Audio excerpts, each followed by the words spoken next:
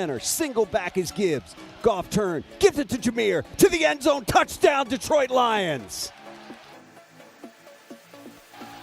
That's the way you make a statement on the road on Monday night to start a football game, straight down the field to the end zone. It is 2nd and goal from the 1. Goff out of the gun, hands it to Montgomery, tries the left side, did not get in. It's going to be 3rd and goal from inside the 1. They say he did get in. Late call. There it is. Touchdown, Detroit Lions. Better late than never. Out of the gun. Jackson's got it. Running to his right. Wants to throw. Now being pressured. Ball's loose on the ground. It is recovered by Jackson, but it does not matter. That's Lions football. A 4th down stop by this team. Jackson tried to roll out, had a run-pass option, and Jack Campbell was there to knock that ball loose. That is a big-time stop by that defense.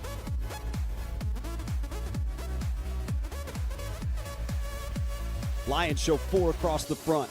There's the snap. Jackson back, looking right. Pressure comes. Jackson still looking. Stepping up. Gonna get hit. Gonna go down. Al-Quadin Mohammed got him. Goff out of the gun. Montgomery to his right. Jared's got it back and looking, throwing right side. Wants Amon-Ra. End zone. Got it. Touchdown, Detroit Lions. What a delivery that time by Goff, where only Amon-Ra with those late hands could pull it in. And the Lions are an extra point away from drawing even once again here in Baltimore.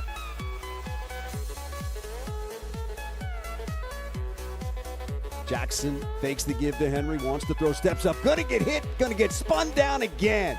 That's another sack by that Lions defense. That is Al-Quadin Mohammed for the 2nd time tonight. 96, that is big, man. Goff up under center, turns, gives, Amon-Ra flips it out to Gibbs. He's in the house, baby. Touchdown, Detroit Lions. Oh, that is beautiful. Goff hands it to Amon-Ra. Amon-Ra flips it to Gibbs, and the Lions have got the lead back. Pressured by Hutchinson, he goes down again.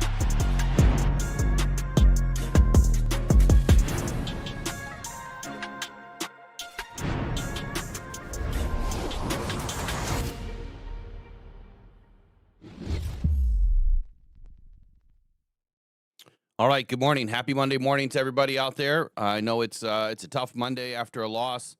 But look, just like my post says, man, we're going to roll out. We're going to shake it off. We're going to move forward. Let's go. Let's talk about it. We're going to put this game to bed today. And we're going to quickly move on to Tampa Bay by Wednesday. But I got to say, what felt like a pretty good football game last night to start ended up a gut punch. And it seems like a couple times this season, the Lions are involved in a game that just doesn't settle right. It doesn't feel right. There's some things that happened last night that we're going to try to uncover and talk about today that shouldn't make you feel good as a fan of the NFL. Never in the history of me watching football has a team ever gone an entire game without a penalty. And I get it that the Kansas City was given one penalty that was technically erased. But even that, there was countless penalties by Kansas City last night. Not one called. Not one. Since 1940, has there ever been a team that has made it through an entire game without a penalty? That should tell you enough right there. Blatant observation, blatant missed calls, no calls was an observation by many last night, not just Lions fans. And then to erase a touchdown from Jared Goff off complete bullshit. And I'm sorry about the language, but that's how I feel after reading the pool report, after reading the rules, after going through it all last night multiple times, and then getting more information throughout the night. We're going to talk about it this morning, but before I go any further, let me get Eric in. We're going to get rolling this morning. We're going to uncover those cheating sons of bitches over there in Kansas City. Pressured by Hutchinson, he goes down again.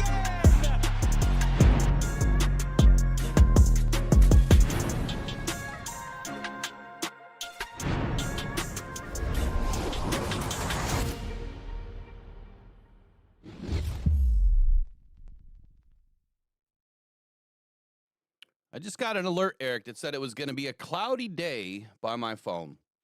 Yeah, I heard it say 72 degrees, you lucky bastard. Right? Is it going to be a cloudy day for Lions fans today? Probably. It's probably going to be a little bit more cloudy. There's some pain involved today because last night didn't feel good. You were kind of incognito last night. You weren't really communicating with anybody. You were kind of pissed off, as you said. So, Yep. give me your quick version of how you felt the game went.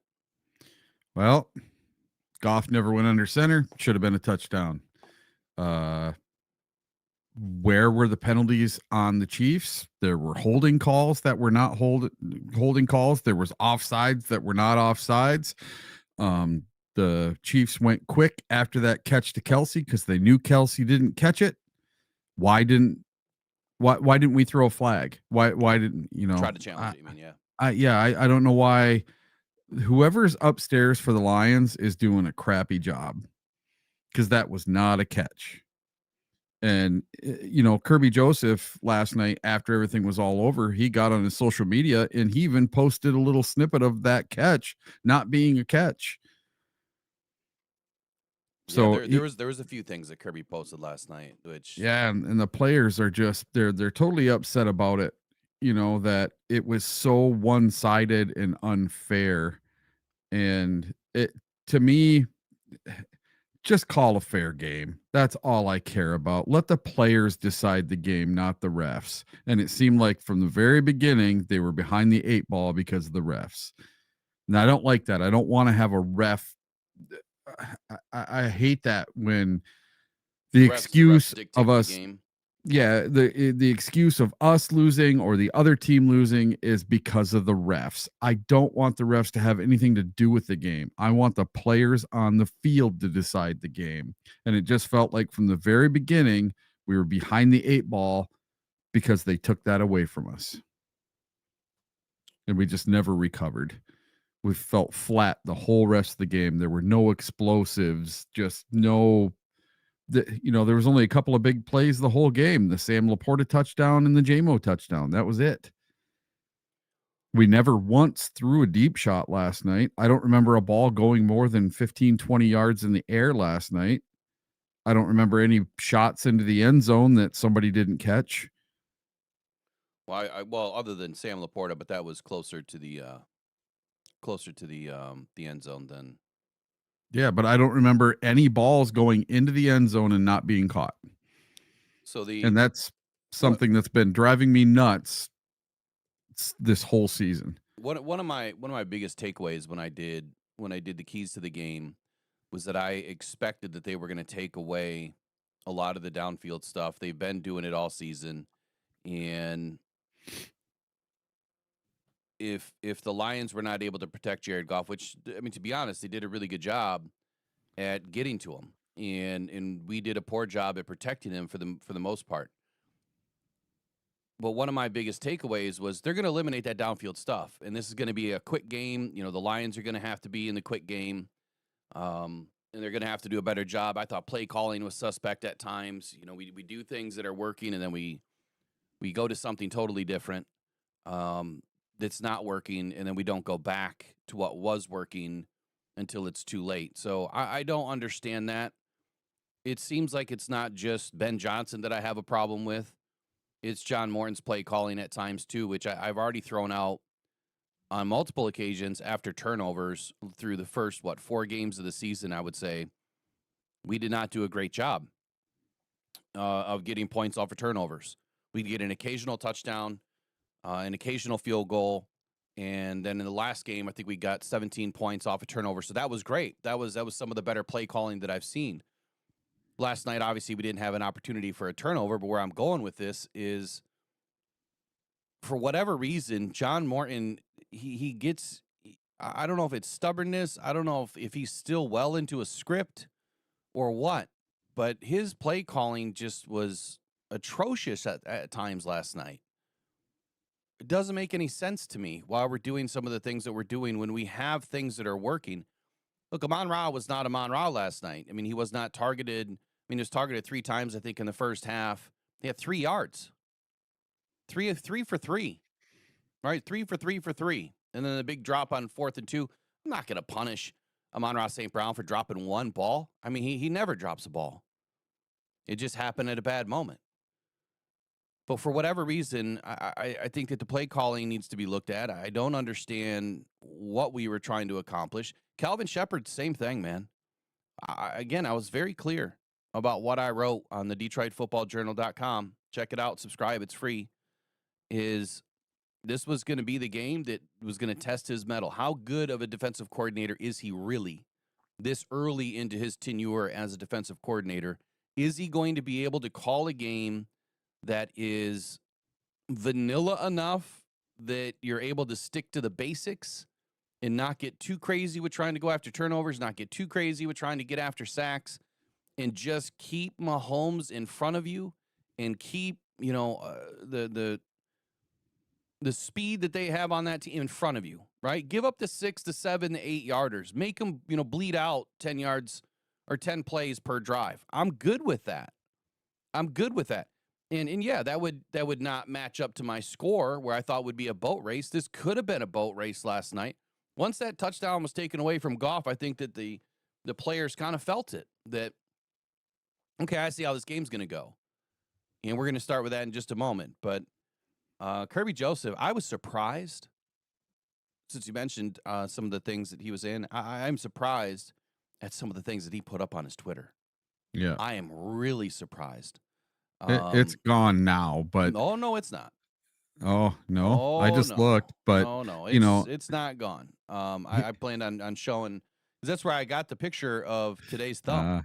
Yeah, the picture of Mahomes with the ref. Yep, that was on Kirby's Twitter last night. It still is. He ain't scared, man. No. Yeah, I don't know. What are we gonna do? What are we gonna do next week when we don't have Kirby and we don't have Brian Branch? That worries me more than anything. Well, we don't know. They're both suspended. Who said that? No, what if they both get suspended? Why would Kirby get suspended? Kirby for putting stuff on his social media, or his knee's not gonna let him play next week, and Brian Branch gets suspended for slapping Juju Smith-Schuster. Okay, I could see the Branch one. I don't think the NFL can do anything about what you put on your Twitter. I mean, they do have a code of conduct, but I don't think that they can really put anything out there to say, hey, you can't post this on Twitter. Well, I mean, all he's doing is reposting some things. But you know what? The only person that's going to have a problem with it is going to be Dan Campbell. And I want to make sure that I say this, too, vehemently.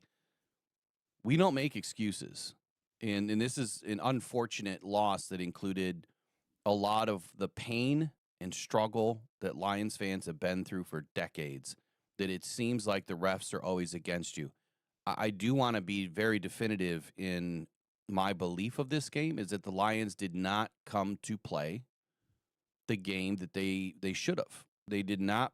They got manhandled on multiple occasions. And you're going to see some in the highlights that I showed this morning. They got manhandled. And they did not look like a team that we've seen in seasons past, or even maybe in a couple of games this year. They looked weak. They looked timid. They looked confused. This is not the Lions team that we know. They didn't look prepared. Jack Campbell looked like a shell of himself. Like, Jack was oftentimes way out of the play. And I don't get it. I don't understand how you go from playing at a top 10 level to what they did last night. Top 10 defense looked like the worst defense in the league last night. I don't understand that. And then, of course, you're going to, all the tinfoil hats are going to say, well, this is the NFL narrative. This is what they want.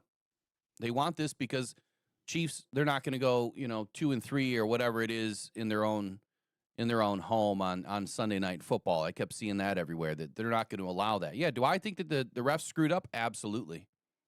Do I think that there was some home cooking? 1,000% I do. And the reason why I believe that is because of the evidence-based information that we have, which is the film, the calls, the pool report, what Dan Campbell said, what Jared Goff said. And when you mash it all together, I'm like, I got a headache because none of it's matching. It's like if I was Jared Goff's lawyer, and I'll say this probably again when he comes in and we show the post game, I'm like, dude, what? You just incriminated yourself by saying what you said. If the rule is exactly what you think the rule is. So we'll see. We'll see where it all lines up. Look, I'm not on a lot of sleep, so today will be as good as it's going to be. I usually like to spend a lot more time on this stuff so I can make sure that we're 1,000% accurate. So I'm going to put out the disclaimer today that until I have time to really dig deeper, we're going to go with what we have today. And that'll be the disclaimer that I still need more time to research and get into this a little bit more. I mean, I literally went to bed 4.5 hours ago, or I've got 4 hours of sleep basically. So it's just one of those types of days. What's up with the logo? It was over your face. So that's weird too. When I go to They're studio, not moved. Yeah, when I go to studio mode, none of that stuff is supposed to move. And I don't know why that's ever since they did this update, it's back to doing that crap again. When I go to studio mode, no one is even supposed to know I'm in studio mode. And that shouldn't happen because when I go to adjust things, like that doesn't make any sense. All right, let me start with this because I was going to go into studio mode and I was going to get Kirby stuff up, but let me just go to it real quick. Okay. I might have to adjust it on the fly today. Well, maybe not. That's good enough. So this is Kirby 9 hours ago after the game. This was one of his first pictures that he put up. Actually, it was the first thing that he shared. Was that image right there? 9 hours ago. Yeah. Okay. Then here's the second one that he shared from Dove Kleiman. The Chiefs had 0 penalties called against them tonight against the Lions. I wonder how that's possible. Or, well, we've seen this one plenty of times. Pardon my take. I'm not sure what that's all about. Maybe that was the call. I'm not sure. Oh, isn't that cute? God, I hate Mahomes. I hate Mahomes. Yeah, Curb, I would be perplexed too, buddy. Oh, jeez. Trust me, my face was twisted last night. I was so upset. One person mentioned the word pass rush last night, and I just went off. I went off for probably 10 minutes because there's no pass rush in the world that's gonna beat Mahomes. Like, we need to grow up out of that. I didn't understand this one either. Take me through there. I'm not sure what that means. Maybe someone smarter than me can explain that. Well, could have flagged Kelsey for hold on that play. Absolutely. Review analyst said this would have stayed as a catch. Yeah, what analyst? What analyst would have said that was going to be a catch on Kelsey? They did during the live broadcast, but it wouldn't have. If they would have looked at the view that they showed later, there's no way because the ball hits the ground and moves. Yeah.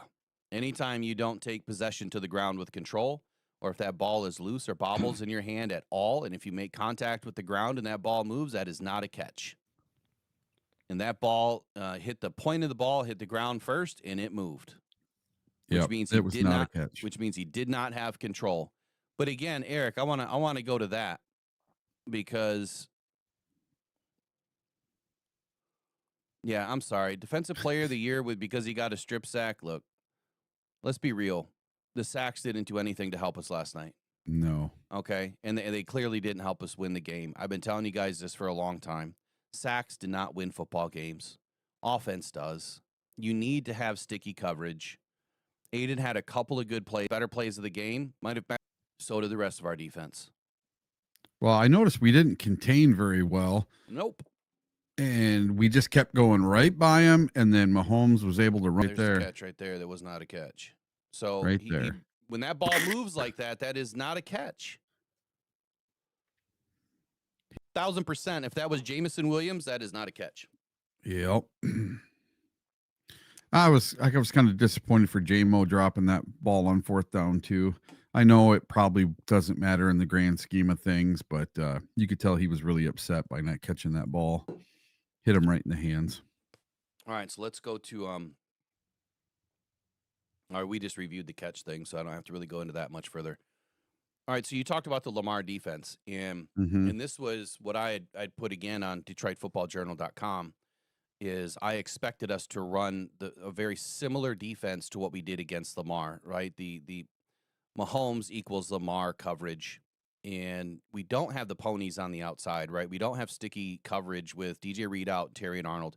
How many of you are now really missing Terry and Arnold, right? You guys can all of you that have sent all of these crazy messages and chirping at TA. I saw so many messages last night talking about Jared Goff sucks. It was all Jared Goff's fault, and he's trash. Jared Goff needs to go. I don't know what Jared Goff did last night outside of try to make plays. I mean, that offensive line was porous. But, however, I'll digress from that. Terry and Arnold has been great against the run. Terry and Arnold has been great at containing everything in the flat zone and everything next to the tackle. So, without him in the game, we lost a big component of our run defense last night. We lost a big component of being able to bottle up the quarterback. And you also lost a man corner. And without having a man corner on both sides, right and left, you can't really run the Lamar defense because you don't have sticky coverage. And so when you go into a pure zone and a lot less man, you're now rushing 4, 5 at the most, but Kelvin got greedy last night and started blitzing. And every time we blitzed, we got gashed. So that's why you really couldn't run it that way. The one thing that I will argue this to the day I die. Hutch getting well beyond Patrick Mahomes last night is a problem. You cannot get deeper than the quarterback if you're trying to contain him. And once I dive into the film today, I will do the cut-ups and I will show you all once again because you're going to tell me I'm wrong right now, and that's fine. I will go and show you the tape, and then you'll still tell me I'm wrong, even though I can prove it. He got way too deep. He opened up that C&D gap, and that is where Mahomes steps into that lane. He gets a horizontal to the boundary, and he extends the play, and he peppers it downfield, or he fakes it, and then he runs for 10 yards. That's what Mahomes does. That's what Lamar does. So you can't get deeper than the quarterback. You want to make sure. Did you see how Muhammad played that? He didn't over pursue with his guy. Mm-hmm. He shucks him to the right, goes to the left, and there's Mahomes waiting for a sack. I'll say this. I wasn't able to watch AQM a ton last night, so I got to watch the tape to see how he did. I'm not going to say that he played the game any better. I think he did. He might have. I don't know. He just wasn't in on very many plays. I don't know that either. I don't even know the snap counts right now. I didn't look. I can tell you I got him. So Mohammed was in for 17 snaps, 27%. Hutchinson was in for 61 snaps, 95%. Jack Campbell, Brian Branch, and Anzalone played every snap. Hold on a second. So who is in place of AQM? Let's see. Did we run an extra defensive tackle? Might have. We had Q Jefferson in for 14 plays, Pat O'Connor in for 13. I'm about done with Pat O'Connor, man. And he's getting critical penalties at the wrong time. Tyrus Wheat was in for 2. And Lacey was in for 37 plays. Lacey's been playing a ton, and he's been playing edge and inside. I was kind of disappointed with Tyreek Williams last night. Didn't hear his name at all. I did watch Tyreek. He played pretty well. Oh, Roy Lopez played pretty well. Yeah. But what I'm talking about when you start to overrun the arc, right, or widen the arc with Aiden or any edge, when you're trying to do this, like we're going back to the Lamar defense, when you're trying to run that style of a defense, 1, you don't get deeper than the quarterback. 2, you need to flatten the rush. 3, you need to retrace your steps, right? You don't go further behind. You come back the other way. You need to maintain the rush lane integrity. You need to keep the contain. And the minute that you open up that big gap, we saw it against the Browns. And if you watch the tape review that I sent out to some of the members, it was very simple.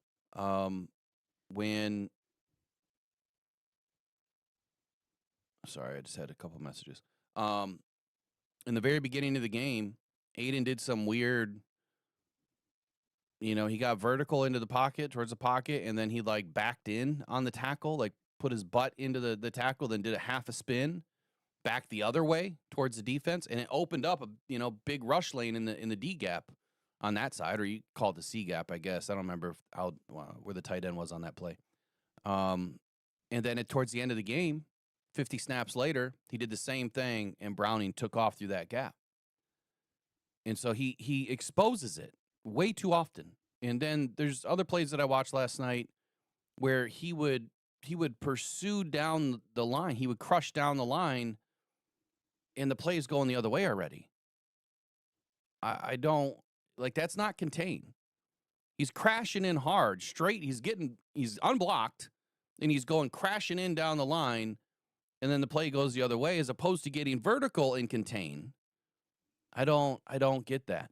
But then again, I don't know what his full assignment was on that play. I just don't understand why, after 4 years, we're still doing the same stuff. That's what I don't get. And I really don't understand Calvin Shepard's defense last night. But I'll digress from all of that. Here's what I would like to get to. So the pool report came out last night, and this is on the Goff play. Okay, so we had a little bit of a debate or conversation last night during the show. What's real, what's not, what's legal, what's not, and quite simply, a ref cannot reverse a touchdown on the field unless certain things happen, right? So all scoring plays are reviewed by New York, right? So let's listen to what Dan Campbell said about the play. I'll bring in his post-game press conference, and then we'll end up hearing what Jared Goff said. And then we're going to break it down with the pool report, and then we're going to break it down with the rules on what New York can do and what the refs can do. And we're going to try to piece it all together. I will tell you 1,000%, something's not right. Someone's lying to someone. Something's super fishy here. And if what Dan Campbell said is true, then the refs had to have lied. Now, during the live broadcast, Eric, you said that they did say that New York looked at it, right? No, I don't. They said that they did it themselves, but it took over a minute. Who did it themselves? The refs did. The refs can't review a touchdown. They said they did it themselves on the field. They had a discussion amongst themselves and decided it wasn't a touchdown. After they ruled it a touchdown 60 seconds earlier. Okay, so once you rule it a touchdown, let me go back to my rules here. This just screams the same vibe as the Dallas game. Mm-hmm. Exactly. So we'll start with this. What is a set? What does set mean for a quarterback, right? So in NFL terms, a quarterback is considered set when he is stationary in his position for at least 1 full second before the snap. He is not simulating the start of a play, so no abrupt movements or flinches. He is not moving toward the line of scrimmage at the time of the snap. Goff did none of that. Okay, so he was never set. He never walked up and put his hands underneath center. The other way that could have been called if he was set is if he was in shotgun and, he's dictating, he's coordinating, he's calling protections, he's getting ready to run a play. That would be set, right? You're in your position. He walked up behind Graham Glasgow last night. He looked, I think, to his left, tapped his butt, and then started going in motion. He never put his hands under center. He never acted like he was dictating the play, coordinating the play, nothing. So he walked up, looked, tapped the butt, and then took off. If he was set, he would have squared his shoulders to the line, right? And he would have started looking both sides. He would have started calling the mic out, all that stuff. You didn't do that. So I don't believe that Jared Goff was set. Now, according to the NFL rule book, Rule 7, Section 4, Article 8, illegal motion if a T formation quarterback goes in motion and fails to come to a complete stop for at least 1 full second prior to the snap. That is only legit if the quarterback was set prior to going in motion. Okay? I'm going to read it again. It is illegal motion if a T formation quarterback goes in motion and fails to come to a complete stop for at least 1 full second prior to the snap. So had Jared Goff been set, then the rule was correct because Goff did not stop for 1 full second at the top of his motion.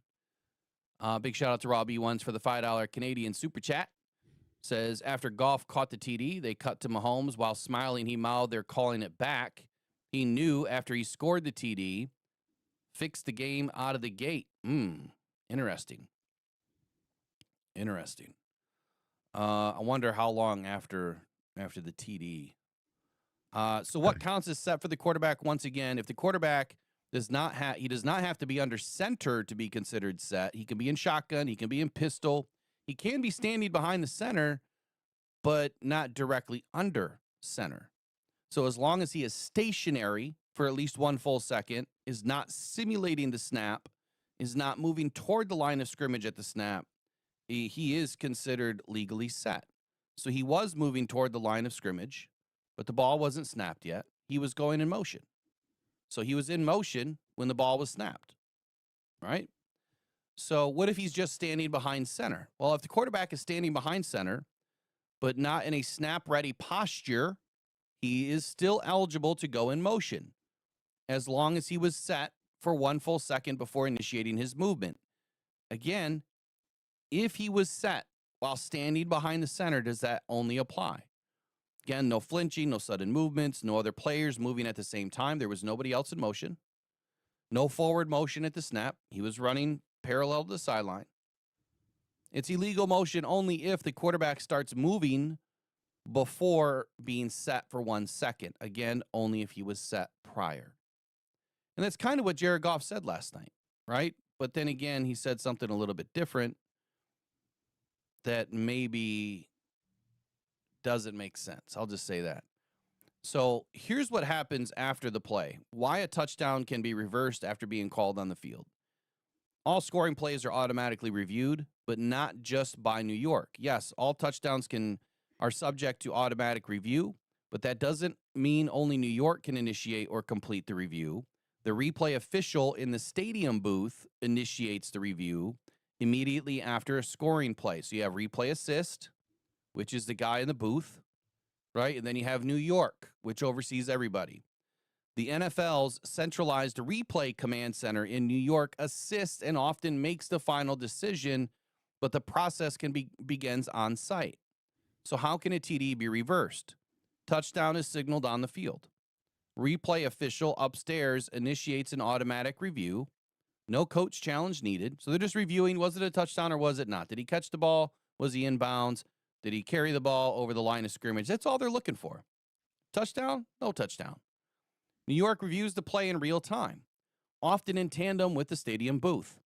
If clear and obvious visual evidence shows the player was short, stepped out, lost control, the call is reversed. The referee announces the reversal on the field, even though the decision came from the booth or New York. But that's not what happened last night.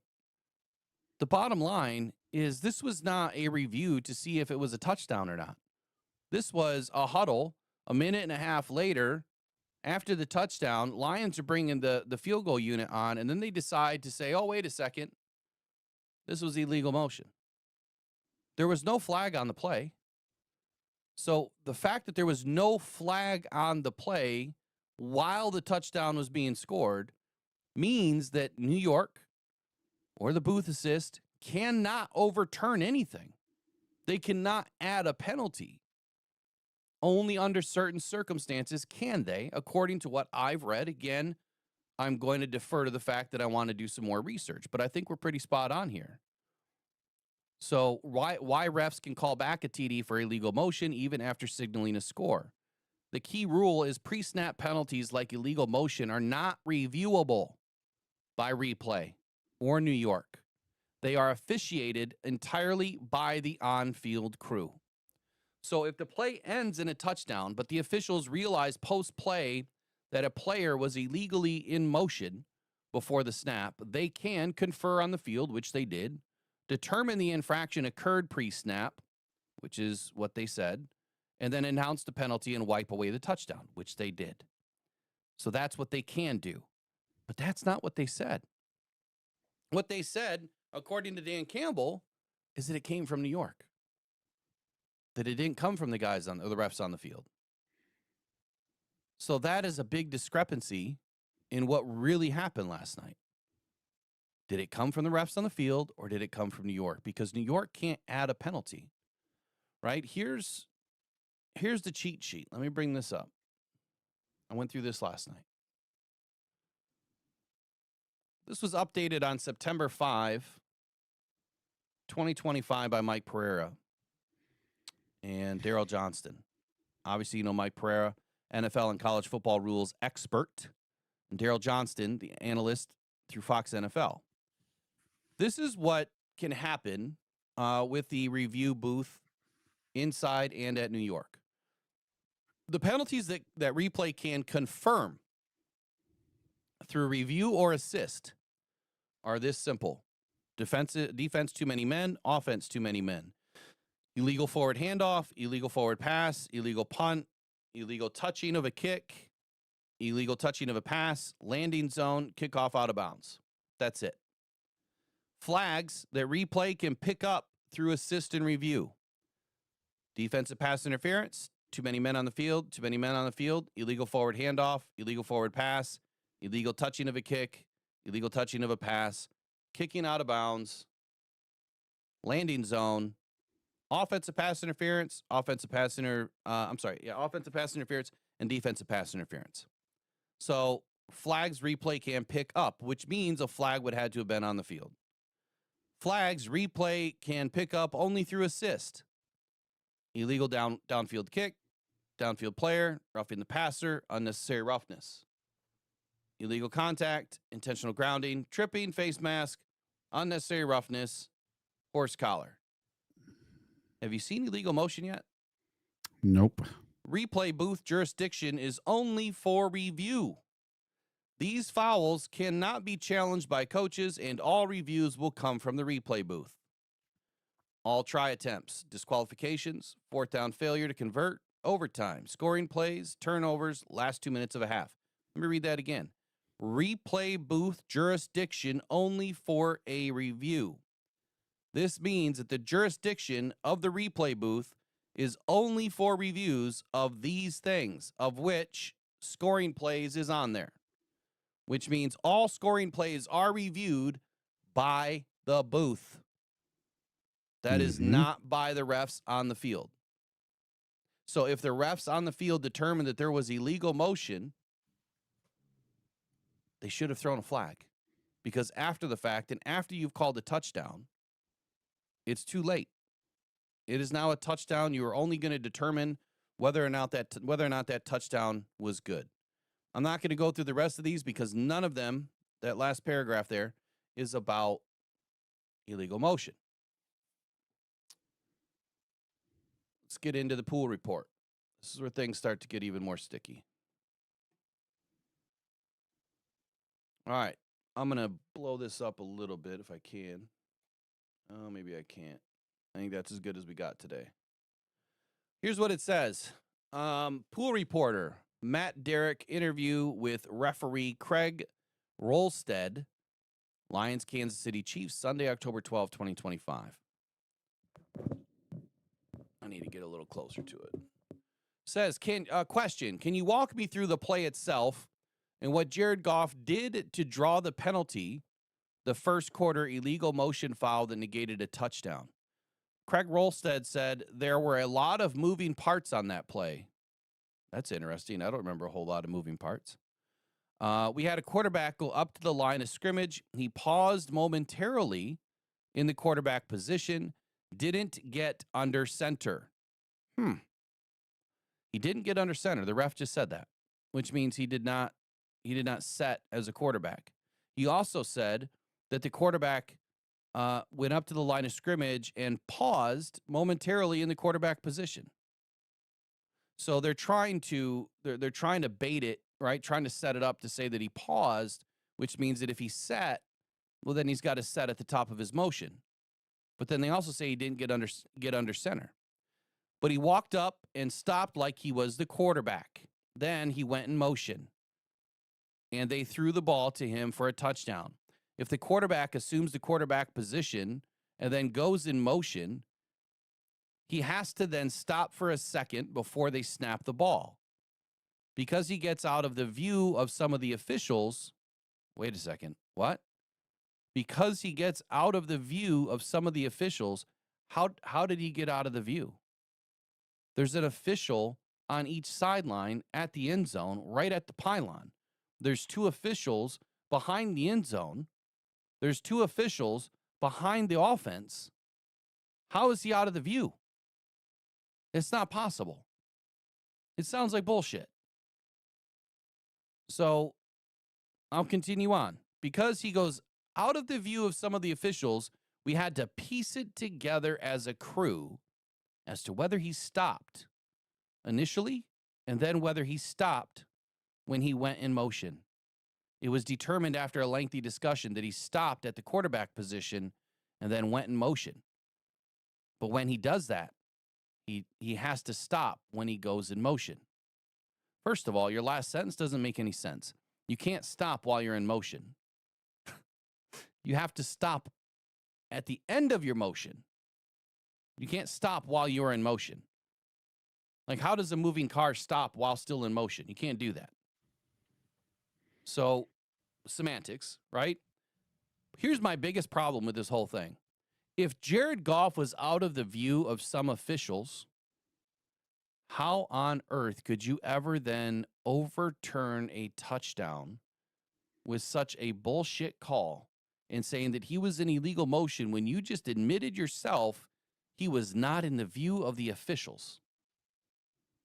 Make it make sense, Eric. Yeah. And then let's say that there's a turnover, right? And your defense scores.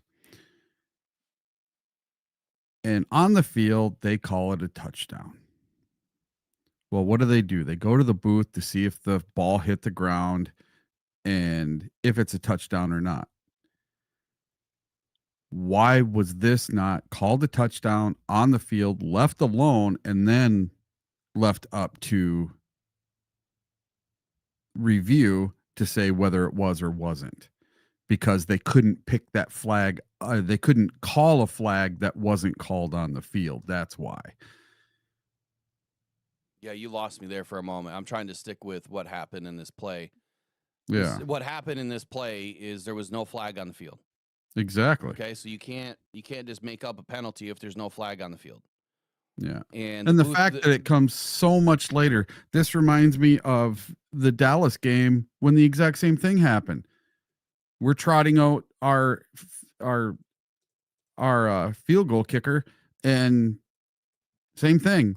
30 seconds, a minute and a half later, Taylor Decker didn't report. And then same thing when in 2015 in the playoffs, a minute and a half, 2 minutes later, they pick up the flag saying, there was no pass interference on the tight end. It just makes no sense as a Lions fan how screwed we get with these calls that come in 1 minute, 2 minutes, 3 minutes later after the play. If it's not called right away, it shouldn't be called at all. Well, I mean, I would say that you want to try to get things right, and that's what review is for, and that's why they have a review process. But every freaking year, the Lions get a new rule implemented, it seems like, because they tried to screw the Lions, or they did screw the Lions somehow. So I'll continue on. The question was, right after Craig Wrolstad said that, so if he had come to a complete stop after going in motion, it would have been a legal play? And Wrolstad says that's correct. Okay, so if I'm an attorney, which I'm not, and I'm not even going to pretend to be, but I'm going to go back and I'm going to impeach this witness, Craig Wrolstad, right? I'm going to impeach him because what he's saying here is that he paused. He says, the quarterback, he paused momentarily in the quarterback position, but he didn't get under center. Well, those two things don't make sense. Yeah, but he walked up and stopped like he was the quarterback. Well, he was actually kind of the left to center.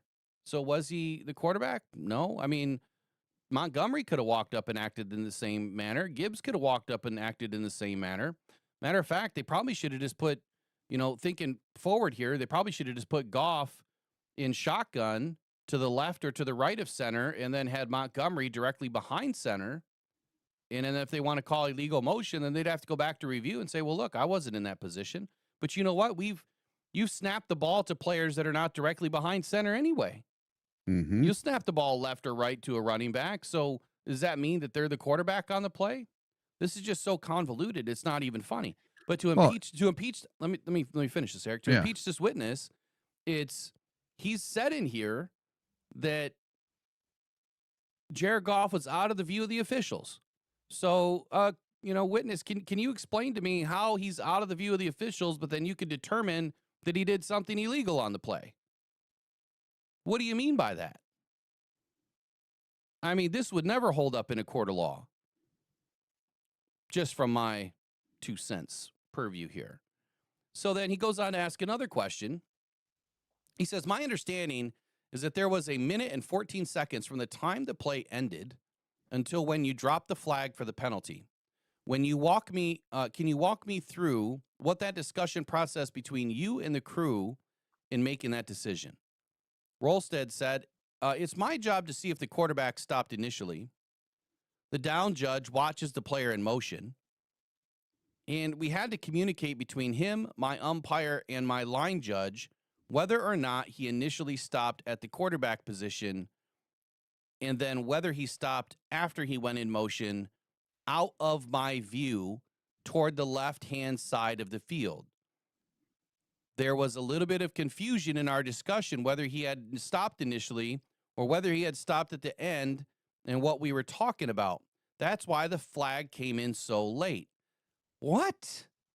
Again, Mr. Witness, you've now said twice that he was out of your view, and now you've admitted that it was your job to watch the quarterback in motion. And you've admitted that you lost contact of the quarterback, correct? Yes, that's what I said. Well, let me review to the transcript here. You just said exactly it's my job to see if the quarterback stopped initially. The down judge watches the player in motion, and we had to communicate between him, my umpire, and my line judge whether or not he initially stopped at the quarterback position and then whether he stopped after he went in motion out of my view toward the left-hand side of the field. There was a little bit of confusion. So, Mr. Witness, he was out of your view and you had confusion, so you decided to overturn the touchdown anyway? Make it make sense. The next question. What kind of help or assistance, if any, did you get from the replay assistant in Kansas City or from New York? Wrolstad says we did not have any assistance from Kansas City or New York. Well, that's interesting because Dan Campbell said last night that you did. Dan Campbell said last night that that's where the call came from. And I'll bring that audio in just a moment. One more question says, so that was just a discussion amongst the crew itself? Question. Wrolstad, that's right. Next question. Would the ruling on the play have been different if Jared Goff had been in a shotgun formation? Wrolstad said yes. If he doesn't assume a T quarterback position, then he would not have to stop. That is a lie. He would have had to have stopped originally in the shotgun formation for a second. Everybody would have had to have been set for a second. But then if he goes in motion, he would not have to stop. This only applies to the quarterback who assumed a position as a T quarterback. That is not correct. It does not matter if the quarterback is in shotgun. It does not matter if the quarterback is under center. The rule is definitive under the rule book of the NFL that if you assume the quarterback position at all, then you must stop for a second at the top of your route while in motion.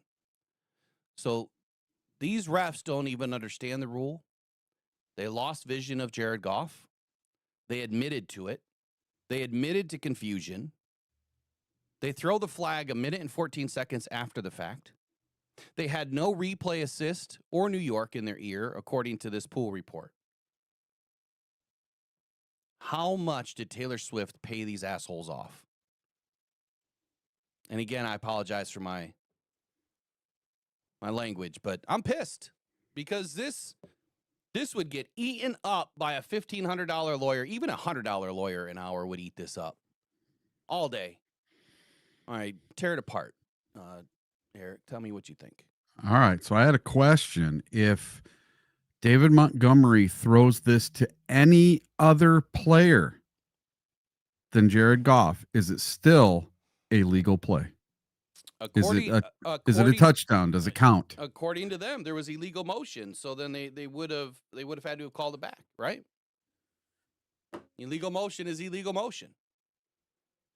So according to the refs, and that would have been a great question to ask, Eric. That would have been a perfect question to ask. So if the play would have gone to anyone else, would it have stood? I would have loved to have had that answer. When you were reading that pool report, that's the only thing I'm thinking is, so if it went to anybody else, it was all right, but not to Jared Goff. I want to know how this play was any different.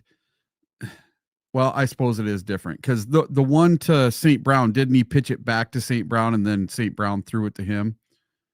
Is that how it went? Or was it a direct snap to the running back and then the running back gave it to St. Brown? The one against the Seahawks last year. I just don't remember exactly how that play went down. I'm sorry. I don't remember how. I'm sorry. What'd you say? Remember the game that we went to, the first blackout game against Seattle last year where Jared Goff caught the touchdown in the corner of the end zone right in front of us. St. Brown threw him the touchdown. Yeah. I just don't remember how St. Brown got the ball. Did Jared Goff give it to him, or was it a direct snap to him? I'm pretty sure it was a pretty similar play. Yeah, but I think that Jared tossed the ball to Amon-Ra St. Brown. He ran to the right.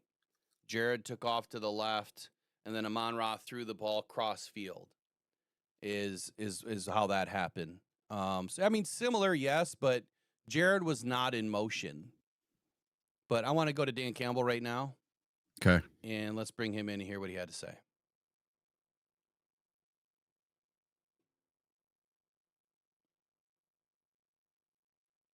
going to have to fix this.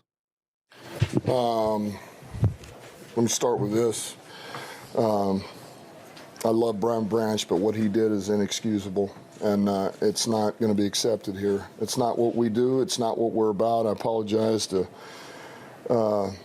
Coach Reed and the Chiefs and and Schuster. That's not okay.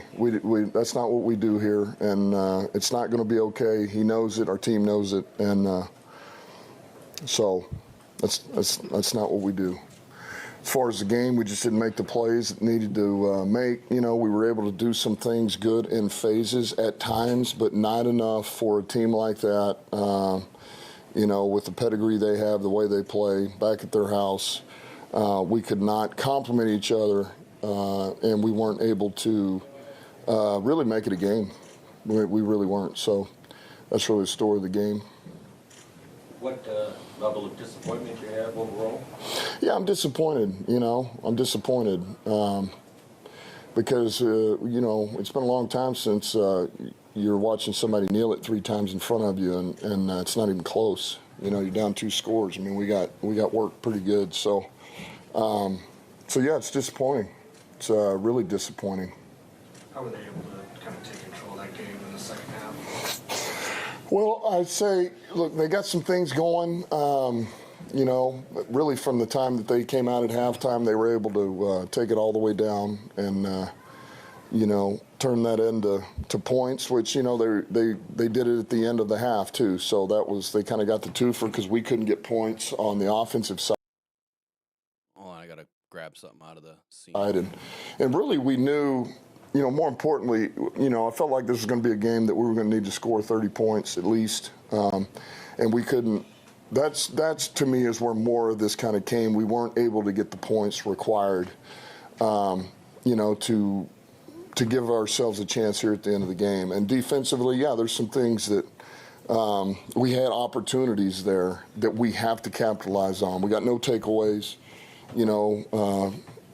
just a couple of things that showed up. But really, the offense, man, is, we knew we needed to show up here. We needed to show up, and we weren't able to do it. 17 is not enough. It's not enough. It's not close. Speaking of the offense, very uncharacteristic for Saint to have a drop like that. So you called it nice. You had an opportunity. But that seemed to be a big swing in the area to go down and double dip there in the second half. Just uncharacteristic of Brian. Just how big of a moment did that end up being? Yeah, I mean, but I go back to this. It does. Look, Saints made a ton of plays for us, and really what frustrates you more than anything is that, okay, then after that point, then, what's the next play we got to make to get ourselves back in it?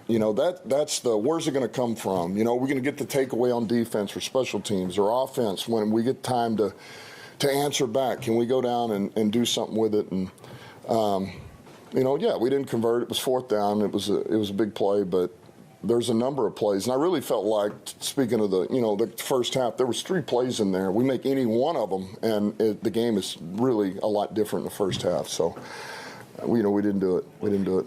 Sorry, what 3 plays maybe come to mind? Or the Saint one, yeah. 2 others? We had a couple of penalties that were big that hurt us at the wrong times, and that drop hurt. Those are. We get off the field on some of those on defense. So. You guys said you got a lot of pre-snap motion, a lot more than usual, and they were using a lot of crossing patterns. Did they confuse your defense at all? No, I wouldn't say that. I felt like, everything that they had really shown is what we had worked on. What they do a good job of is they create rubs, with those. And so it's one thing to know who you have, your responsibility. It's another to get through the trash, right? So they do a great job of it, and we just couldn't get through some of that stuff. And, we got picked a couple of times on those, and they executed. We didn't. What explanation did you get from the refs on the Goff touchdown overturn? Okay, so this is where they're going to go into it right now. What explanation did you get from the refs?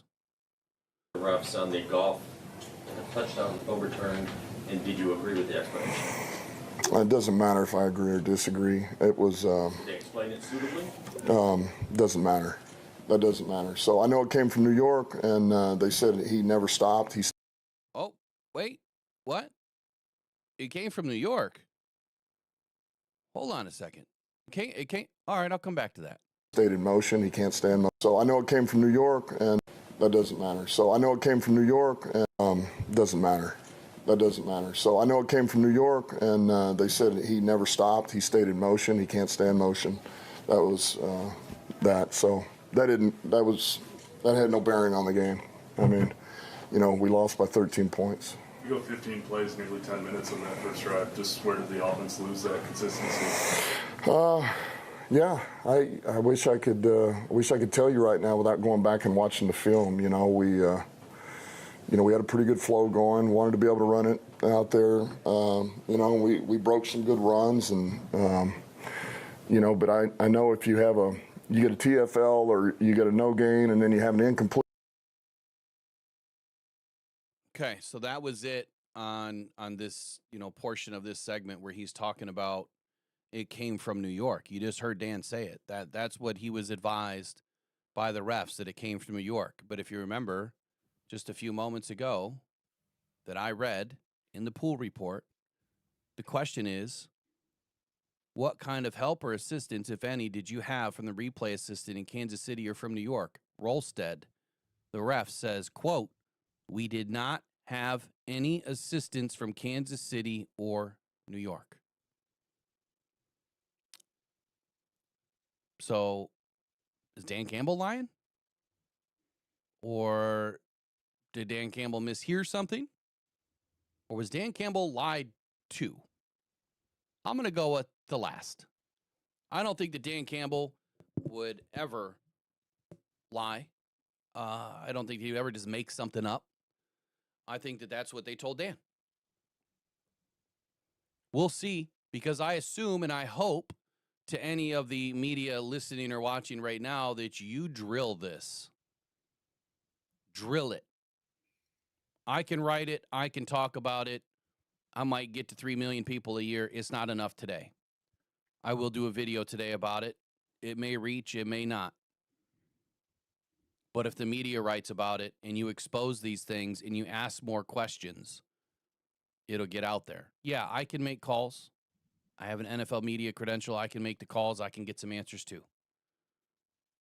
But where is it going to go? Right? Everyone needs to talk about it. Everyone needs to get the bottom of it. But then again, it might put you all on a hot seat with the Lions, and that's not what you're going to do. That's the joy of being independent. I can do whatever I want. I just need more reach. And how we get more reach, Eric, is if people like, share, and subscribe to the channel. Independent media is the way of the future and has been for many years. And we need your help to do that. We need your help to get in front of more people. Let me see if there's anything else that I had on this. I don't think so, at least for this morning. That's really the end of it for me. So now, I guess, wrap it up. Your thoughts, Eric. What do you think? Well, it's not so much that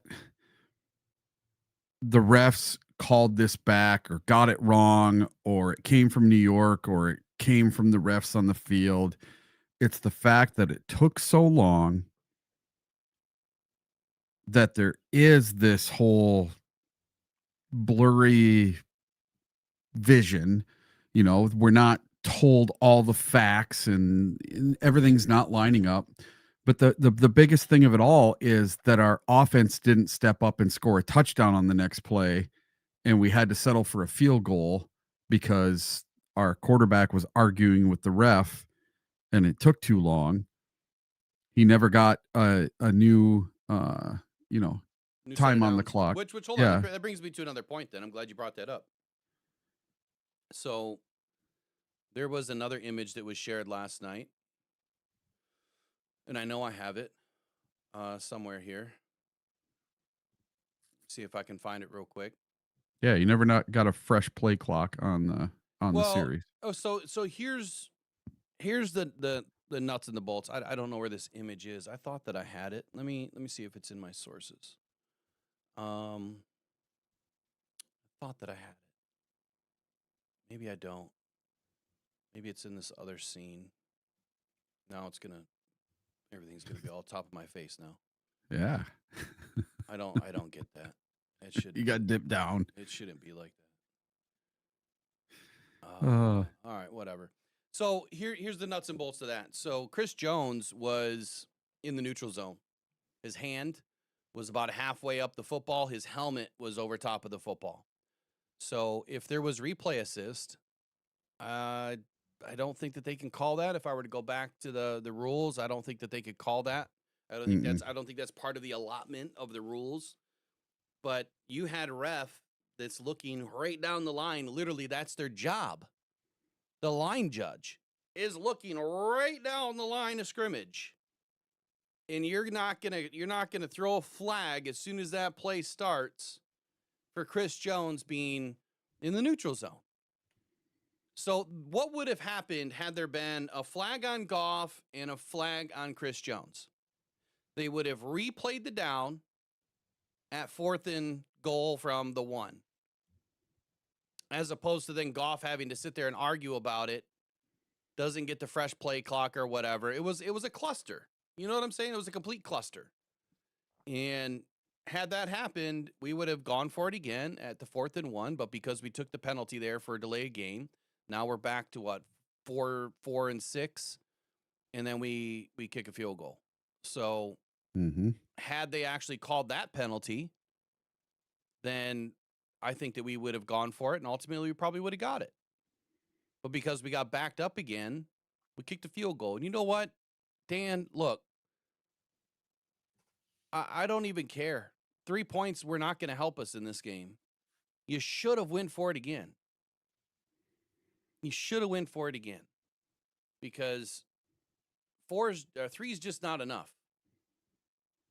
It's just not enough. But did you have anything else you wanted to add? Yeah, I'll say this, and this will put an end to this. In the history of the NFL, tens of thousands of games, this has never happened in the history of the NFL. Which part? The whole thing.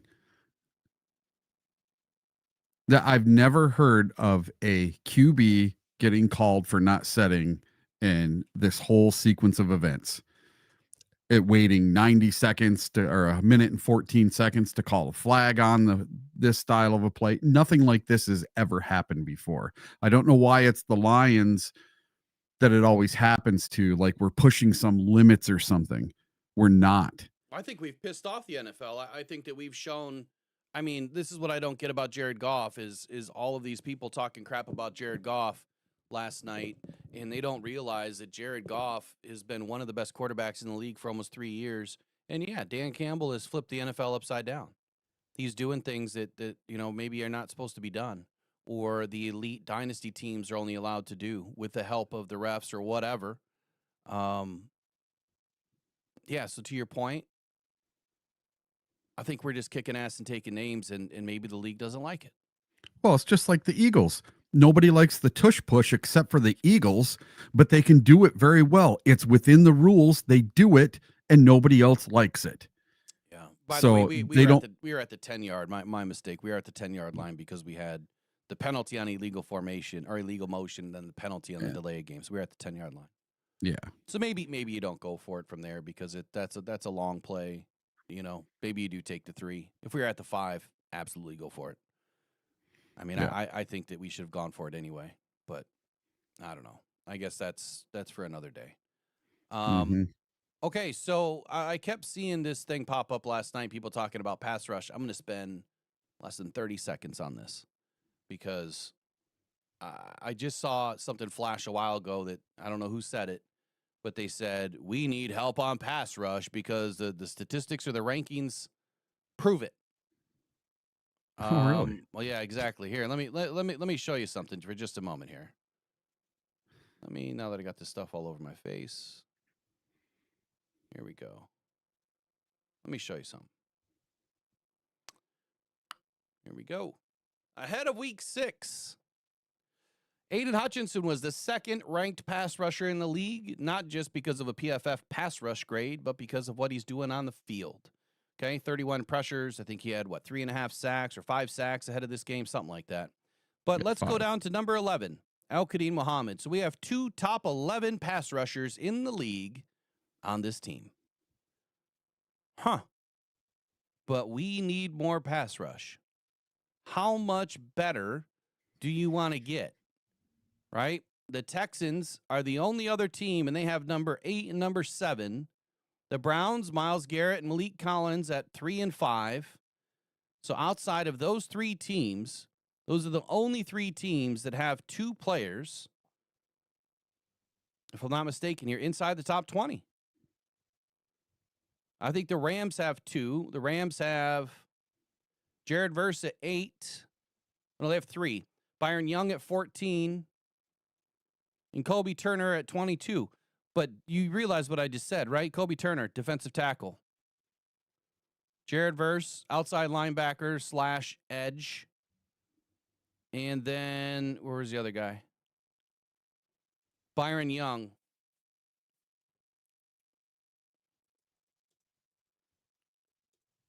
I think he's defensive tackle technically. Or he's outside linebacker for the Rams. They're in a 3-4 defense too, so much different than a 4-3. And we can't compare the two. You can't do it. You can't compare 3-4 to 4-3. It's totally different scheme. And I'm just going to leave it at that. I get really sick of hearing this. That we need more pass rush. Pass rush does not beat Patrick Mahomes. You just watched what we did to the Ravens, right? Can everybody agree on that for a moment? Eric, what did we do to the Ravens? Oh, we demoralized them. I mean, it was a slobber knocker, right? It beat the hell out of them. Yeah. Did we beat them by pass rush? Nope. No. We beat them with a natural rush and contain. And then we ended up getting to Lamar in the last, 20 minutes of game clock because things started to break down for the Ravens. And we were finally able to rush naturally. Then we dialed up a little bit of blitz. A little bit. But it was primarily run with a natural rush, or one with a natural rush. And that is what we've been trying to do for 4 years now, is have a natural front four push. Unfortunately, we were limited with Levi Onwuzurike and Josh Paschal being injured consistently. And now we're starting to get there. Ali McNeil's about to be back, and you better believe this is going to end up being probably one of the best defensive lines, top 5 maybe in the league, by the time we're all said and done this season. Ali McNeil and Tyleik Williams next to each other is going to be insane. You're going to have 4 legit pass rushers on the line. 4. Not 2. 4. Tyleik Williams. Oh, that's our third guy. I forgot. Tyleik Williams. Let me go back to this just one more time.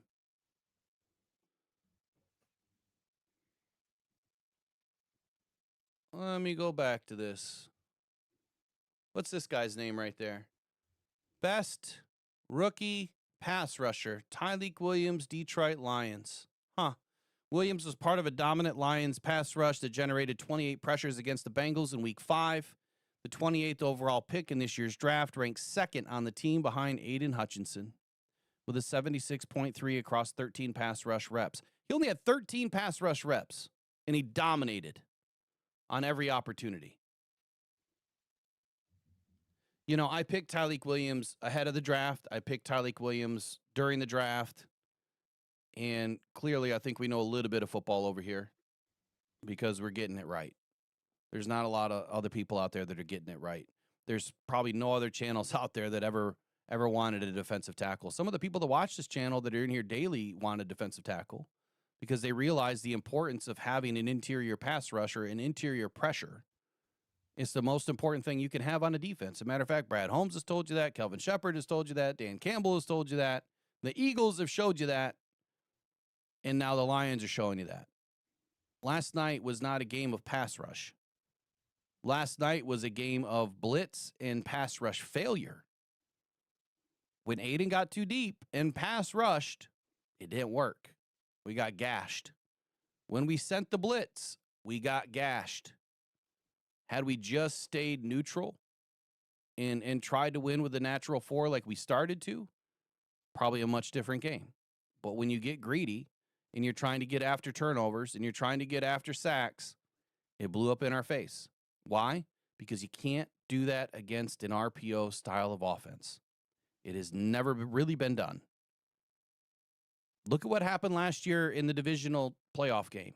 Yep, we had a ton of injuries. We didn't have the ponies in the race, but we blitzed and got way too aggressive, and Jaden Daniels carved us up. So if you haven't learned by now, just go back and rewatch the divisional game and look at how much we started to get after Jaden Daniels and how every time he ate us alive. Or go back and watch, the games in, 21, 22, where Fields would carve us up, or Jalen Hurts would carve us up, or anybody else that had legs. Geno Smith would carve us up because we were sending pass rush. We were blitzing. We were way too aggressive. Last night was a game of contain, and we failed. It's that simple. What was the biggest difference in the game last night for me, for the Chiefs? Well, who wrecked the game for them? Was it Karlaftis? Not really. Wasn't Karlaftis. Who was it? If you were to name one player on that defensive, there's 3 that come to mind, but if there was one player for you, Eric, that you felt had a really good game for the Chiefs, who was it? Probably Nick Bolton. Yep. Nick Bolton had a really good game from the linebacker position, middle linebacker position. But ahead of him, Chris Jones. Chris Jones was knifing through our offensive line and getting into the backfield consistently.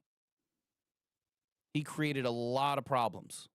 And when you break that center link of the chain, of that center and guard relationship, things fall apart. That is why the interior pass rush is so important. Chris Jones epitomizes what it is to have a natural front four rush. And he did it last night, and he did it at a high level. Let's walk through the stats last night. So your Detroit Lions had 18 first downs to the Chiefs 26. We were 5 of 11 on third down. They were 4 of 10, which falls right in line with the efficiency that we've been giving up. But we were 0-2 on fourth down. That is unlike the Lions. We usually get, 100% of those, or pretty close to. 2 of 3 for the Chiefs, and that is something we never allow. We don't allow fourth down conversions. Total plays last night, 53 to 62 for the Chiefs. Total yards, Lions 297, Chiefs 355. Lions had 8 drives, Chiefs had 9. 5.6 yards per play to 5.7 yards per play. So, I mean, we were in lockstep there. Passing 199 to 243. Chiefs took that one too. Jared Goff was 23 of 29. So, again, tell me how Jared Goff sucks when his completion percentage, and with all the pressure that he faced, he still put up a 79.3% completion percentage. That's just asinine. It's incredible. Technically, he only took 1 sack last night with all the pressure in his face. We only put up 98 yards of rushing. That's a problem. And we had 4 penalties. And, of course, the Chiefs had 0. Now, they're saying that there was 0 turnovers in this game. There was an opportunity for a couple. We just didn't come away with it. Well, I had a couple of things on some stuff last night. So Dan Skipper and our offensive line looked like crap. I thought Ratledge played horrible. I saw him multiple times facing the wrong way. And then Dan Skipper, he started at left tackle with Taylor Deckard injured, allowing a sack and a team-high 6 pressures on 30 pass blocks. That's 20% rate he was allowing. Say that Chris again. I'm Jones. sorry, I missed that. What did he allow? He allowed a team-high 6 pressures, 1 sack on 30 pass blocks. That's 20% of his pass blocks. He allowed his defender to get to the quarterback. It's just unacceptable. Skipper did not have a good game. Ratledge didn't have a good game. Glasgow did not have a good game.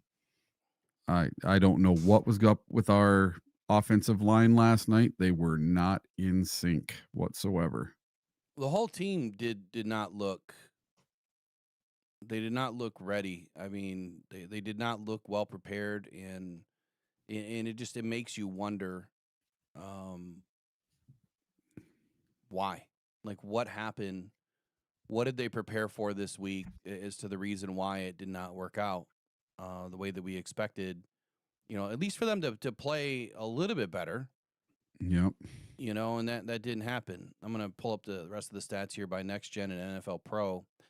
Jared Goff last night, again, completion percentage of 79.3. Time to throw, so this is the problem. And I said prior to the game, as long as Jared Goff had at least 2.6 seconds of time to throw, I thought that he would be okay.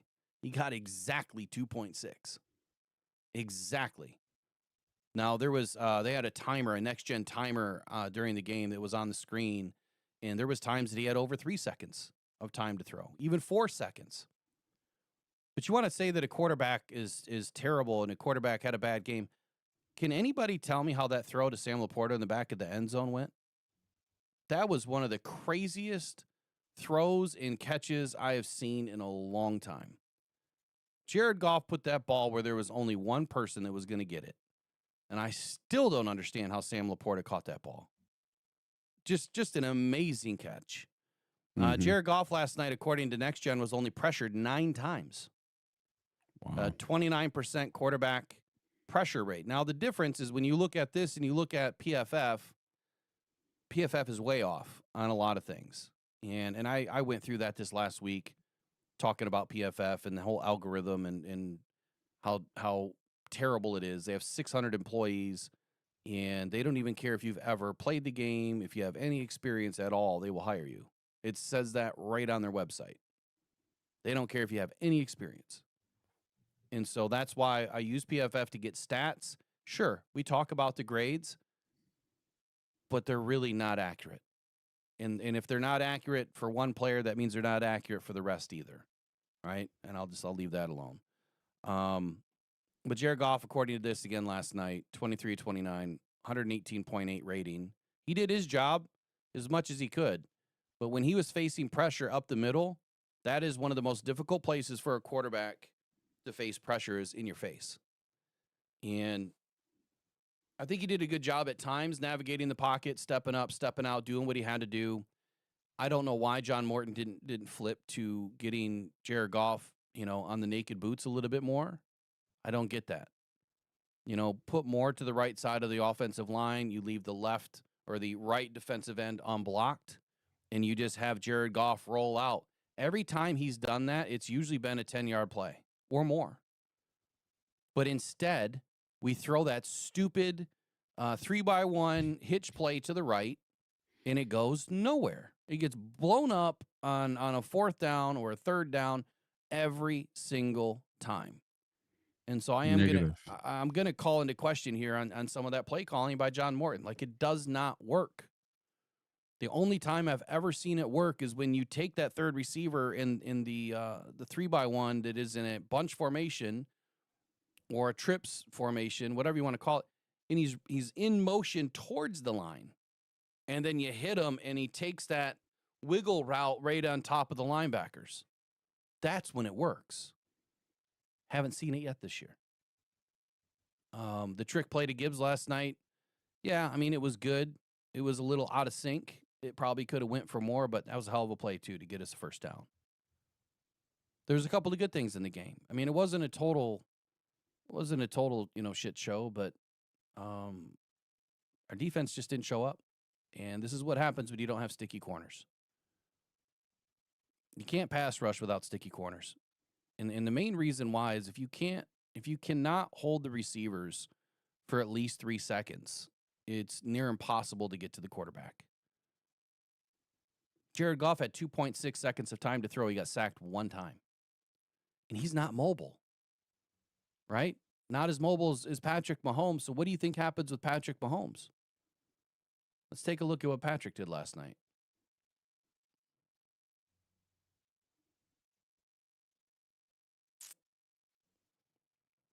Patrick Mahomes had 2.63 seconds of time to throw. Was sacked 3 times on 7 quarterback pressures. 17.9% quarterback percent rate. Pressure rate. 3 TDs, no interceptions, 22 of 30, 132.2 rating, 8.6 yards per attempt, 73.3% completion rate. It's a damn good game for any quarterback to throw 3 TDs. And he got sacked 3 times. Now, when I get into the tape today, I think it's going to show us that the sacks that we did get, I mean, technically, Aiden was credited with his sack on when he knocked the ball out, right? That was a strip and a fumble. And because the quarterback jumped on it behind the line of scrimmage, it's considered a sack. So, hell of a play by Aiden. But the rest of, the rest of the defense not being able to win their reps is a problem. And when you have a natural 4 last night trying to get after the quarterback, you have to be able to win some reps. We just didn't do it. When Aiden was lined up on a tight end, yep, he beat him. When he's lined up on a tackle, like Juwan Taylor was not supposed to have a good game in this game. Played a hell of a game. They had their backup.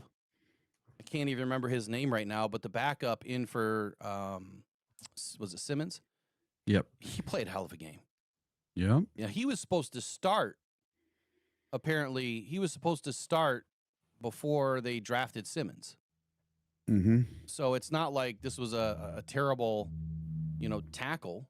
The Lions didn't win. Mm-hmm. And again, that's not going out and saying that we need to, buy another pass rusher. Like, that's not the answer. There's going to be some games that you don't win. There's going to be a lot of games that you do win. But when you're missing a lot of guys that help you win, this is what happens. I think Calvin Shepard got greedy. What else did you see? What else do you want to talk about? There weren't a lot of balls thrown more than 10 yards. Jared Goff had 2 balls travel more than 10 yards through the air, and they were both touchdowns. that's the thing that is driving me nuts this season with this offense. We are not attempting any passes, not so much deep, but just in the end zone. It's one of my keys to the season, if you will, was taking shots from outside the 20-yard line at the end zone, and why we're not doing it more often. I mean, we have plenty of deep balls. Matter of fact, if you go back to the keys to the game this year or this week, we have, gosh, what was it? Over 42 at 10 plus yards. Yeah. And so we can connect, but in this game, when you don't get a lot of time to throw, the quick game is what you're dealing with, right? And if you're not going to set it up right, I think that we should have baited him in with the screen more often. When Monty caught the ball out of the screen, I think he gained 13, 14 yards on that play. Why didn't we use the screen more often? Why didn't we bait them? Why didn't we let them get after Goff, put him in the shotgun, all right, get him rolling back a little bit and just dump it over the middle? Why didn't we do it more? We do it once. It works. Nah, we're done with that. We're not going to do that again. All right? I didn't see any deep crossers. I didn't see anything over the middle. We knew that Kansas City was going to take away the deep ball. We do know that. I will give them credit on that. They've done a great job this whole season. It was in the keys to the game that they do take away the deep ball. So that intermediate, the short stuff, it should have been open. Again, I got to watch the tape and figure out what the heck happened. Like where were the open reads, and was Goff not seeing them? Was it good protection? Or I mean, was it good defense? What happened? I got a little something here from Al Karsten. Across the 2023 and 2024 seasons, the Lions offense had only 4 games with 5 or fewer explosive plays. Through just 6 games this season, they've already matched that total with 3 such outings against Green Bay, Cleveland, and Kansas City. Last year's offense produced 7 games with 10 or more explosive plays.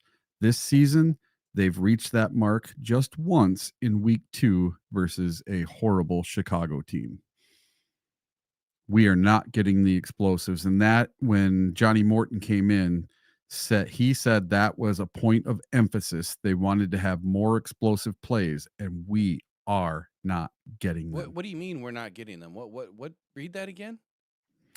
All right. So across the 2023 and 2024 seasons, the Lions offense had only 4 games with 5 or fewer explosive plays. And through just 6 games this season, they've already matched that total with 3 such outings against Green Bay, Cleveland, and Kansas City. Last year's offense produced 7 games with 10 or more explosive plays.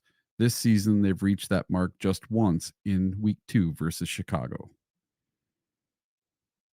Okay, so what I heard out of that is we have more explosive plays, but the deeper shots, it sounded like we had less than. That's what it sounded like to me. Because we definitely have a lot of explosive plays. Definitely. Here, let me go to this real quick.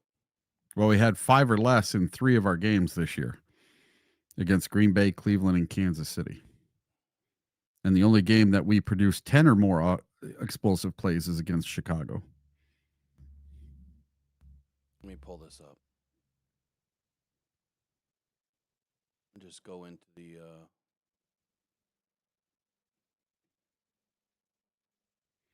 home run hitters just don't seem to be there as much. Well, we really haven't. I mean, you go look at how many points we've scored. So I think that we have to look at that first. Yeah. Oh, yeah. Do we need deep explosives when you're scoring an average of 42 points a game in the last 4 games? I mean, so No. what's the trade-off, right? You scored 42 points on average. And this was a dink and dunk. It's clearly working. Tonight, like yesterday, was going to be a dink and dunk because they take away the deep ball. Yeah. But if you go into the criticals of this week in the If you go to the criticals this week in the keys to the game, let me get to the explosives here. Jared Goff, 42 pass attempts or completions over 10 yards, 15 over 20, 6 over 30, 2 over 40, 1 over 50. 672 of his 1,187 yards passing were in the air. So over half of his yards are in the air.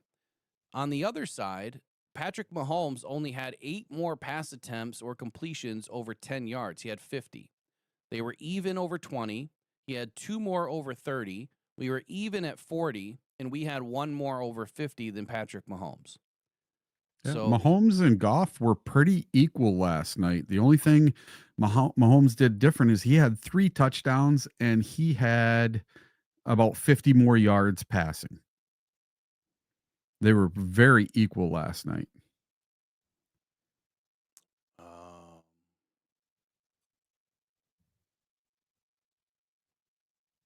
let's see. The one thing we couldn't do that the Jaguars did was get turnovers and 0 flags, where they had 13 flags on the Kansas City Chiefs the week before. Okay, so I see, let's see. Peter Van Larhoven says last night would have been nice to have Kingsley Sumataya as we took Ennis Rakestraw instead. So Brad failed to understand just how weak our offensive line was. So nothing changed with our offensive line other than Frank Ragnow retiring. Like that was going to be the only issue. So we wouldn't have taken him last year when we had Kevin Zeitler. So make that make sense. We brought in, well, why would we draft Kingsley when we needed corners? Yet we already had an offensive line that was the number 1 offensive line in the league last year. How does that, do you hear what you're saying, Peter? Like, do you, speak it out loud. We had the number 1 offensive line in the league, and you're saying that we had a weak offensive line? And so far this year, hold on, let me find some offensive line rankings.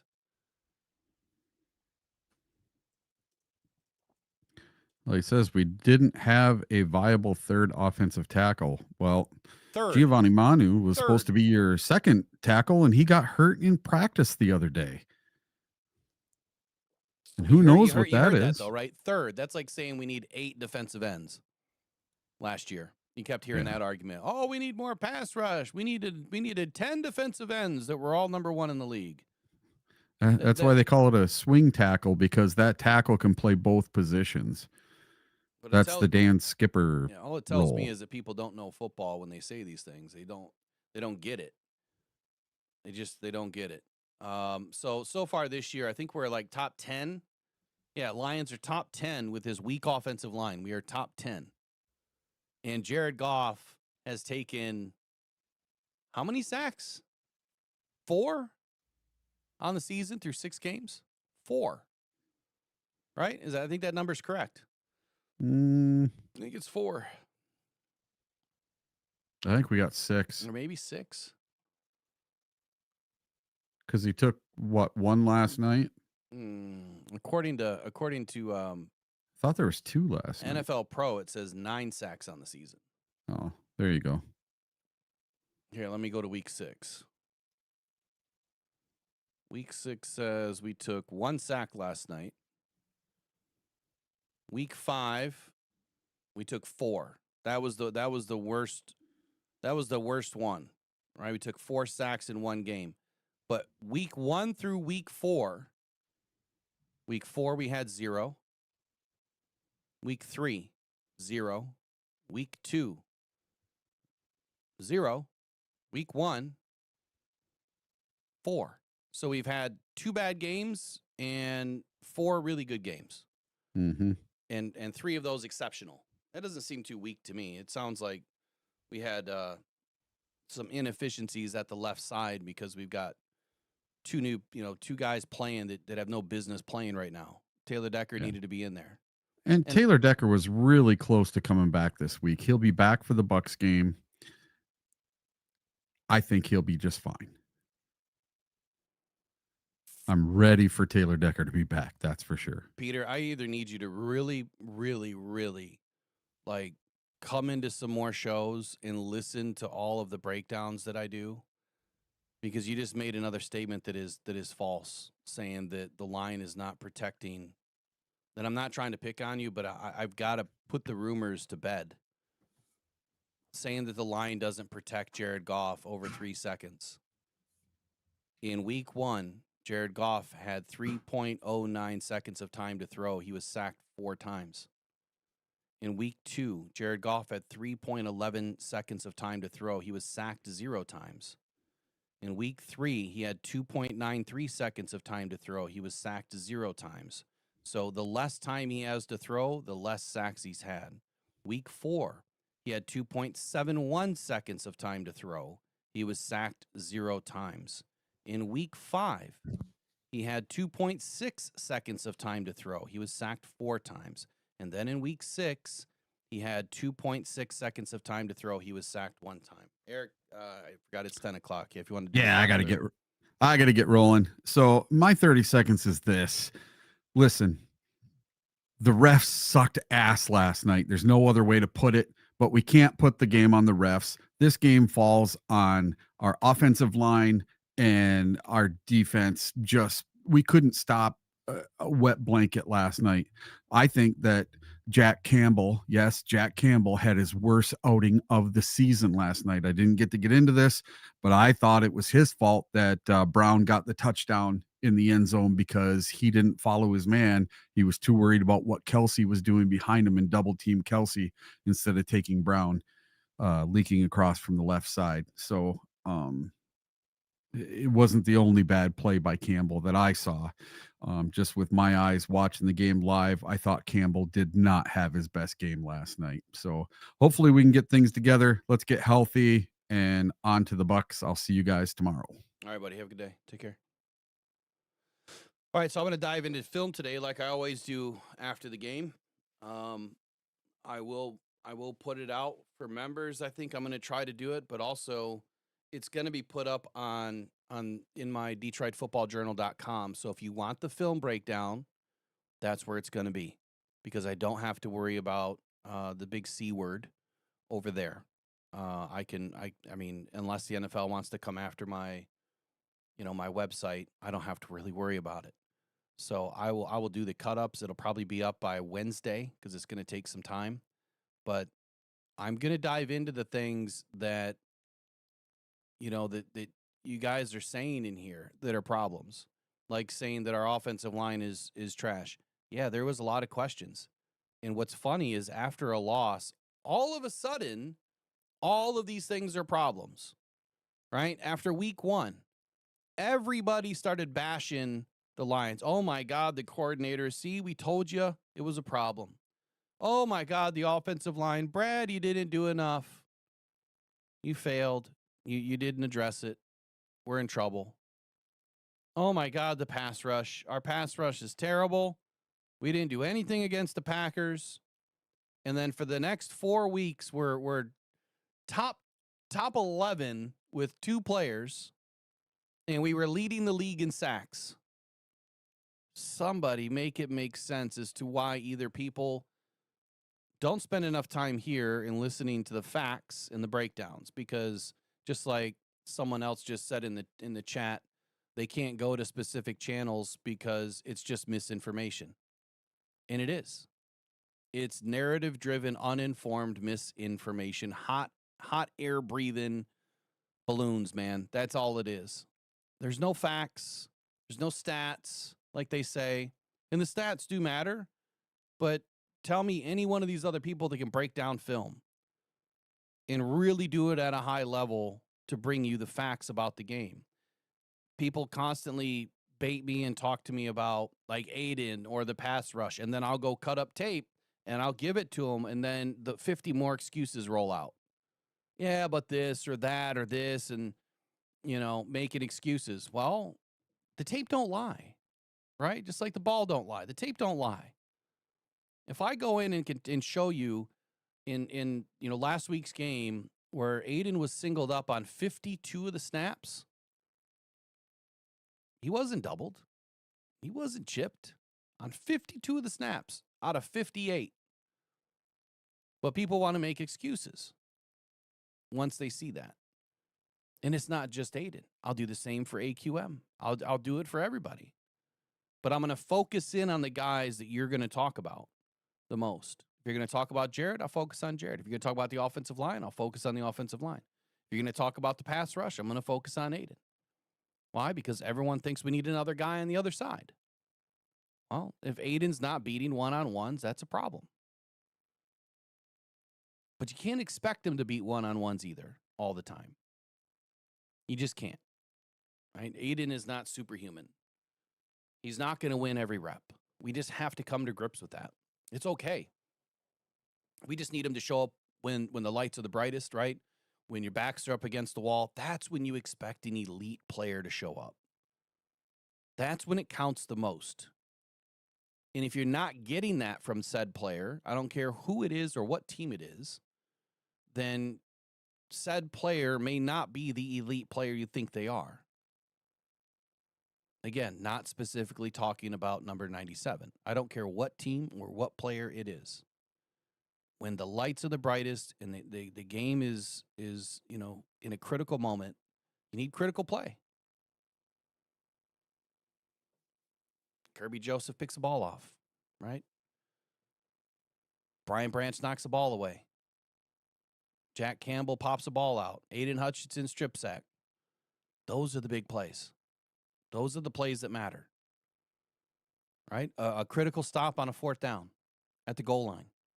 A 7-play goal line stand under the 5-yard line with a penalty turns into a field goal as opposed to 7 points. Those are big plays. That's how our defense does perform the majority of the time. We had, or probably still have, obviously things are going to change this week with the numbers, but going into this week, this was probably one of the most evenly matched games we've had this season. Defense and offensive wise. You know, just for grins and giggles, let's do this. Let me add something in here. I'll throw the slideshow back in. I just got to make it again real quick.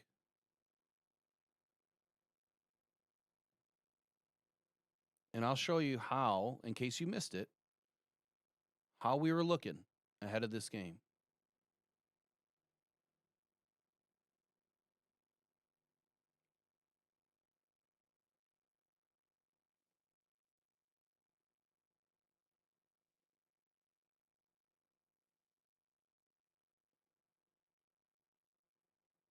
Okay. This is what I do every week in the breakdown. Overall records and rankings.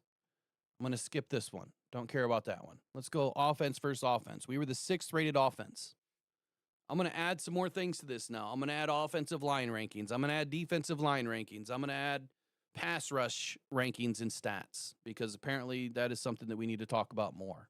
But you look left to right. This is even. The only spot that is not even is we had the number 1 scoring offense, and we were scoring 10 more points per game than the Chiefs were. Let's look at the defense. We are a top 8 defense in the league, ladies and gentlemen. Top 8. Tell me again how we don't have a great defense if we're top 8 in the league through week 5. Last night we didn't play like it. It clearly showed that we were missing some guys. They had the 13th ranked defense. Their passing defense was 7th. That's why a lot of things were taken away. Their rushing defense was 21st. I'll never, ever understand how the run game was working and then we went away from it. You've got to be able to dial things up a little bit differently, Johnny Morton.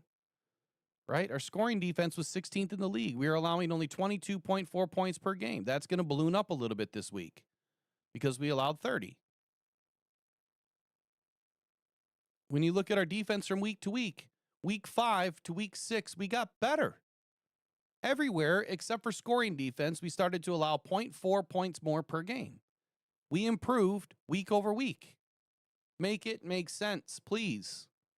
How about our offense again? If you compare the two versus their defense, we should have eaten them alive in the run game. We should have been able to put up points, and it didn't work. Our defense versus their offense, man, that is such an even match if I've ever seen one. 8th to 8th, 12th passing to their 9th in passing, and we did okay for the most part. We just let up a couple of big plays when our defensive line got greedy.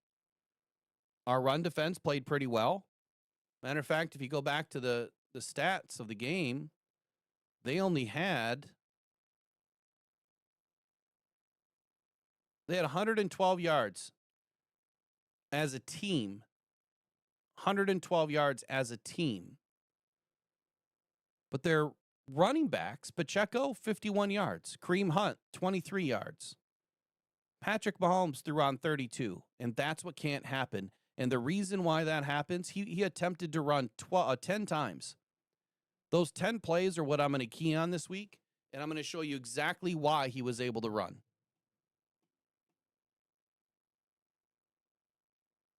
When you look at the offense comparison, that is really even, minus the fact that our passing yards per play was way better than theirs.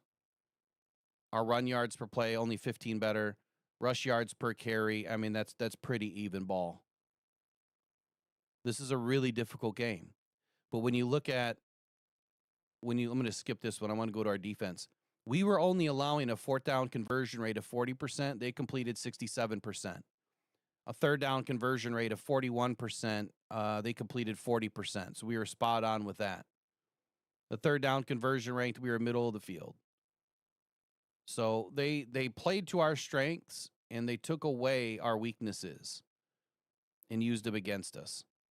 So Jared Goff, 75% season completion rate. He was right in line with that. Matter of fact, what was he, 79, 78% this week? He was 29 of 23, or 23 of 29. 79.3%. So he threw for a good game. I don't know how many drops we had last night, but we had too many. All right, he threw another pair of touchdowns. Didn't throw any picks. Good game by Jared Goff, just wasn't enough. All right, there's your explosives. Pretty even. So I do the work, and I put a lot of work in to get you the right information. And I do this so that we can dispel all of the rumors and inaccuracies and negative narratives out there. That's why I do it. That's why I started doing it. I started doing this because the truth, the transparency, and the honesty within the industry was missing. Completely missing from the sport. There's always narratives. There's people driving, narratives that, Jared Goff's a terrible quarterback. Dan Campbell's a bad coach, right? Aaron Glenn should have been fired a long time ago. Well, hey, Aaron Glenn was actually doing pretty damn good with the guys that he had. Ben Johnson was, the only and the best offensive coordinator. Hey, John Morton, right now, he's got a couple of weaknesses. Hopefully it gets cleaned up. But if you want the facts, they're here. And if I don't know something, I will find it. I will get you the information. But what I won't do is I will not tell you a lie, and I won't make up a narrative. If I'm talking about something, it's not to drive a narrative. It's because you guys are talking about it. And if you're talking about it, I want to make sure we lay out the facts. If you're going to tell me that Aiden was the best player on the field last night, I'm going to tell you that's not true. But I'm going to show you how, right, as an example. If you're going to tell me that Jared Goff was the best player on the field last night, I would probably tell you that's not true, but I'm going to show you how with examples. So, anyway, terrible game. A lot of things need to get cleaned up. The most disappointing part of this is I don't understand how the pool report, Dan Campbell, Jared Goff can all have a different view of what happened. It doesn't make any sense at all. But what does make sense is that Kansas City didn't have any penalties. And I think that there's a reason why. This game was probably doomed from the start. I hate to wear the tinfoil hat. I hate to be a conspiracy type person, but the NFL has done this. They've conditioned us to be that way because of the product on the field by the refs. And last night was just another example of poor officiating. What are we going to do about it? Someone's got to talk about it. Someone has to scream and yell for change. But I'm going to do it through examples. I'm going to do it through videos today. I'm going to carve them up. Do me the favor, hype it, share it, get it out there. Let's show the NFL that we see right through you. We'll see you guys tomorrow morning too. You guys have a wonderful day. Try to make it a happy Monday. Your Detroit Lions lost, but hey, there's always this week. You got two teams going up against each other that are both really beat up with injuries. Maybe Decker will be back. Maybe he won't. It sounds like he won't be playing this week either, that they want to get him through to that bye week. The biggest concern that I have right now is Kirby Joseph's knee. He might be down this week. And it's probably a good move. I mean, it's never a good move, but it's probably a good move if Mike Evans, Godwin, and Ibuka are not up. It's probably the best move to give him some more time so that he's better for the last half of the season. Brian Branch possibly being suspended, whether it's an in-house suspension or whether it's a NFL suspension. I'm sure that we will learn about that by Tuesday or Wednesday. I can't imagine that it's going to go much further than that, and I don't think that he's going to be able to fight that. So we'll see what they do. I don't necessarily feel that he deserves it, but I think that Dan Campbell's a man of his word, and if he wants to put it to rest, he might make an example out of Brian to say, hey, look, man, this crap ain't happening. And to end the game the way that it did not look good on Detroit football, right? And if you want the good graces of the refs or you want the good graces of the NFL, if people really want to believe in these narratives, then you cannot have an all-out melee brawl at the end of a game on national TV. That does not look good on your brand. That is very disappointing, right? To have that be the last worst taste of the night, be a brawl, and started because of Brian Branch. That is, like Dan said, is not acceptable, man. And you could tell that he was disappointing. And like I said last night, he was disappointed. And like I said last night, there is nothing worse than being disappointed. You can be mad or angry or upset, but if you're disappointed, that's a different level of hurt, right? And pain, or your heart's involved then. It's not just you being mad. You can get over being mad, but if you're disappointed at somebody, that's a little bit different. So, all right, you guys have a good rest of your day, and we're going to move on to Tampa Bay as quickly as we can. But today's movie day for me. I got to get into the tape and break it down, and I'll be back later on this evening. You guys have a wonderful day. Take care. Bye-bye. Pressured by Hutchinson, he goes down again.